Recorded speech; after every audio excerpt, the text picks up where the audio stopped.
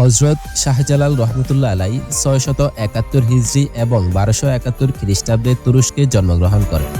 তিনি ১৩০৩ ইংরেজি সালে ৩২ বছর বয়সে ইসলাম ধর্ম প্রচারের লক্ষ্যে অধুনা বাংলাদেশের সিলেট অঞ্চলে এসেছিলেন বলে ধারণা করা হয়।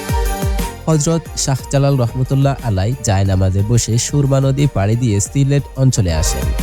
আল্লাহু আকবার ধ্বনিতে রাজা গোরগোবিন্দের মহাপ্রাসাদ চূর্ণ বিচ্ছিন্ন করে এই দেশে ইসলামের ঝান্ডা তুলে ধরেন। তেনার মাধ্যমে বাংলাদেশের জমিনে ইসলাম বেশ প্রসার ঘটে।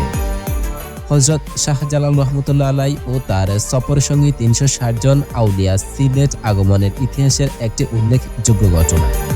হযরত শাহজালাল রহমতুল্লাহ আলাই ৭৪০ হিজরি এবং ১৩৪১ খ্রিস্টাব্দে শাহাদাত বরণ করেন।